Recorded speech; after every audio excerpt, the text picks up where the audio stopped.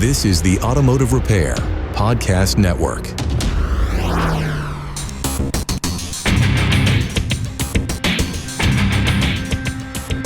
Welcome everyone to yet another episode of Diagnosing the Aftermarket A to Z. I'm Matt Fonzel and hey, it's 10 feet. Bob Hope could jump this with his golf cart. See, I can spit across it. That and more after a word from our sponsors, Autel and Pico Technology. Are you chasing elusive automotive problems? Pico Technology empowers you to see what's really happening. Pinpoint faults in sensors, wiring, and components with unmatched accuracy. Picoscope oscilloscopes transform your diagnostic capabilities. Visit picoauto.com, that's Pico auto.com, and revolutionize your diagnostics today. Autel delivers award-winning automotive diagnostic tools trusted by technicians across North America. Backed by Autel North America experts in sales, training, and technical support. From drivability diagnostics and TPMS service to ADAS and advanced safety systems, Autel helps technicians follow OEM procedures and repair with confidence. Learn more at autel.com. So I don't know about you guys, but I watched UFC fights last night and kind of thought about what I could come up with in regards to the Conor McGregor, Max Holloway, quote unquote fight. I guess I don't see the need to speak ill of Conor, only because, one, I'm not going to turn this into an entire episode at all. It's interesting to me how divisive it seems to be, where you have one camp of people or one group of people who are very, very critical of him. Shouldn't have led with a kick like that. So if you don't know, I don't think I'm giving away too much. Conor McGregor has been out of the MMA game for a little bit, and it's quite amazing that he wanted to get back into it. It's got to be driven by pure ego. It really has to. And I don't mean that even negatively. It's just the guy's made a lot of money really from that Floyd Mayweather fight. So he trains his butt off to go up against Max Holloway, who is a Hall of Fame MMA fighter. He just is. And they're going to have their second fight, I think, I would say early in Max's career for sure. And I think Conor won that fight. So this would be the part 2. They're going to maybe look to do a part 3 to actually have a fight. Conor's been out of it for a while. I mean, I'm thinking of the mental discipline needed, the drive to train like he trained for this fight when he doesn't need to. You know what I mean? Like, a lot of fighters, they come from very little. They're scrapping. Fighting's how they put food on the table, if you will. Conor doesn't have to do that anymore. And yet he did. And it sucks because he gets out there. I don't know. He insists he wasn't injured before the fight. I don't know. There's some video of him kind of getting checked over before getting in the ring by the referees, stuff like that. And by the cut people, putting on petroleum jelly or Vaseline or whatever for cuts to prevent abrasions, really getting them ready to go in the ring. And there's certain mannerisms that would lead you to believe that maybe he just had something going on with his knee already, be it from training camp or even just warming up in the back. Maybe not. He says not. Fine. But after he threw that kick, it was pretty obvious there was something wrong. And the fight ends very early. Just Max, whatever you think of fighters, what they should be doing, pretty much pled with the referee to get involved. Clearly, Conor couldn't defend himself. I just feel like that's the reality, is what they need to be doing is protecting the fighters and letting them fight another day. And MMA, we don't quite see the CTE levels that you see in boxing. Not that there isn't any, just not to the same level. A lot of that's to do with how the fights can end very suddenly.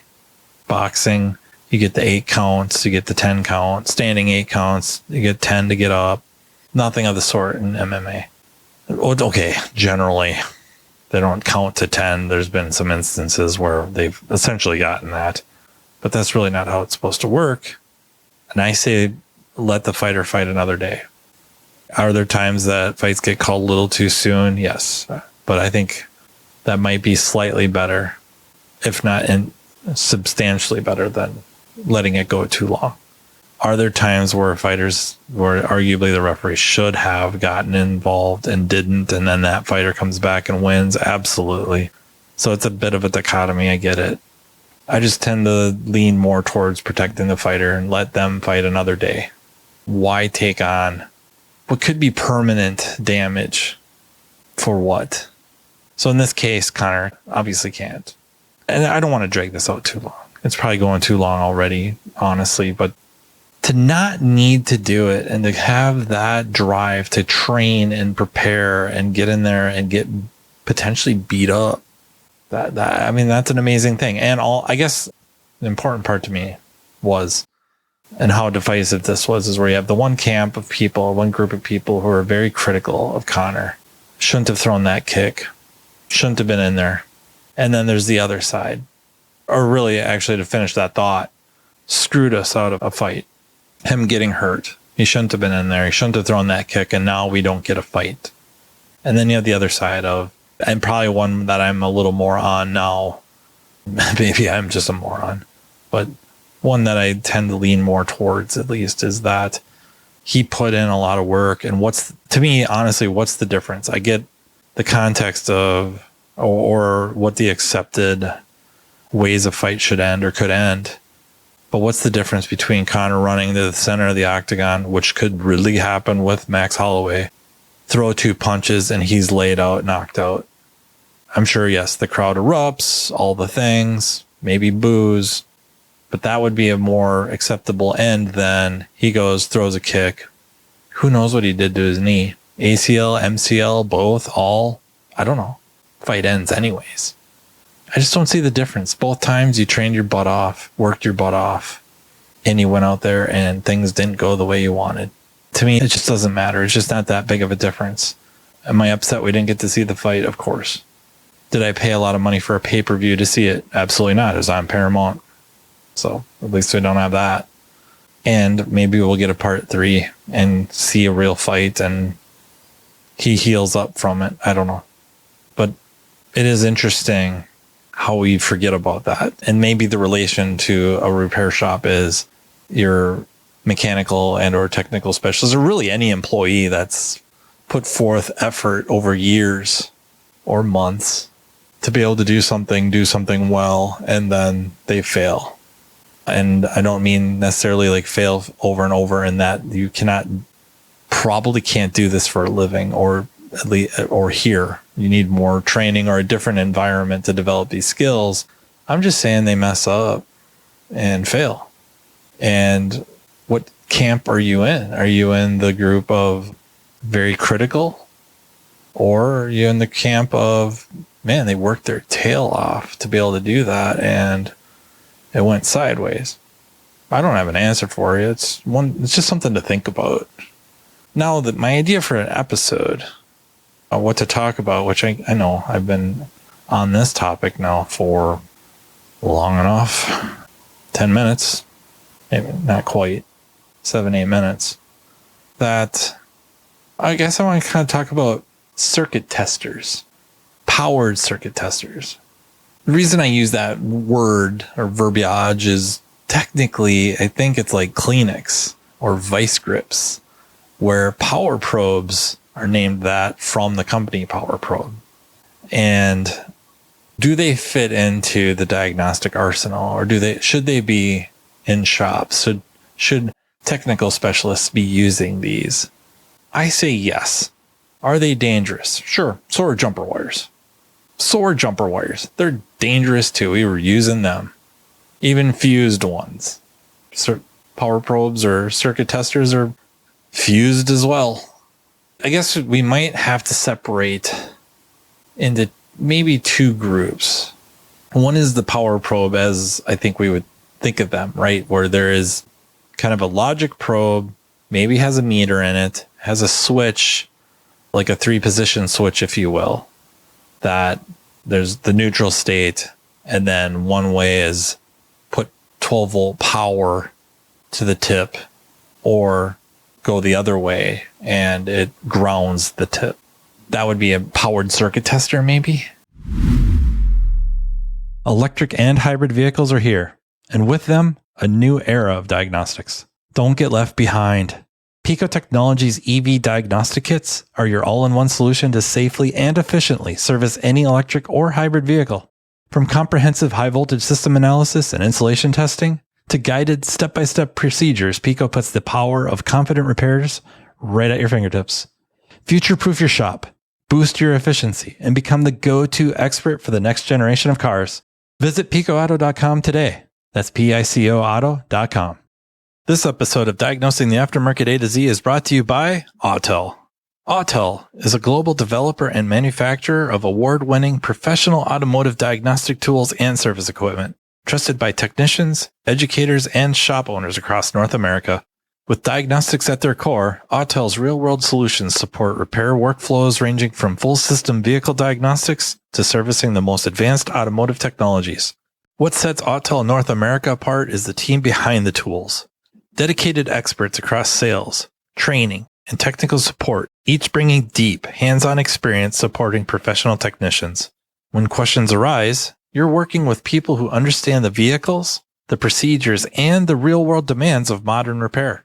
Whether diagnosing complex drivability concerns, servicing TPMS systems, validating repairs, or working with ADAS and advanced safety technologies, Autel tools are engineered to support accurate, efficient repairs in strict accordance with OEM procedures and standards.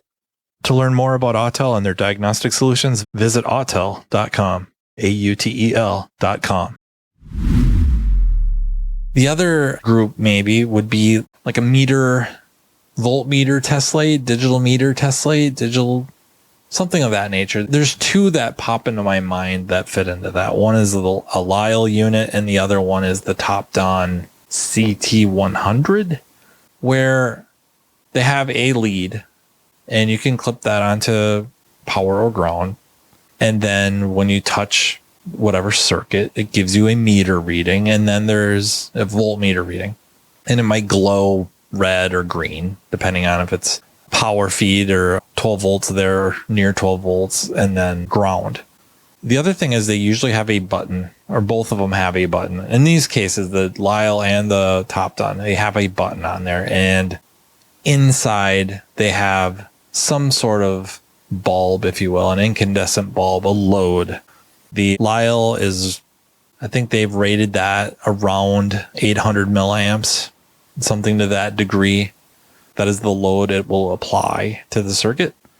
And the Topdon, I want to say, is like up to, it's just over an amp, like 1.2 amps, something like that. I like both of them. I really do. I use both of them. I like the meter reading. I like being able to put a load on there and knowing that that load's kind of in that 1 amp range, roughly. I think that's very handy. And it's telling me more than just a straight up incandescent test light. I have very little need or use for an LED test light. I have one for really just in case, where I don't want the load on it. This is very, very rare, meaning I don't know if I've used it in the last year or even two. I just have it there just in case. I come up with an idea of a very, very light load, no load type of a test. Something I'd probably just go grab a meter for. On the flip side, these things, it's kind of fast. Honestly, in testing fuses, applying that load helps you find issues.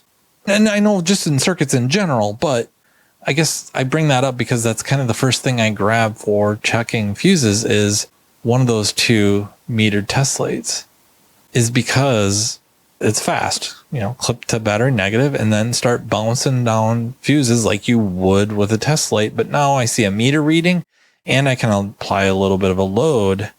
I like that. I like knowing the voltage, and I like putting that load on there because I don't know about you, in Minnesota, sometimes fuses get some corrosion in there.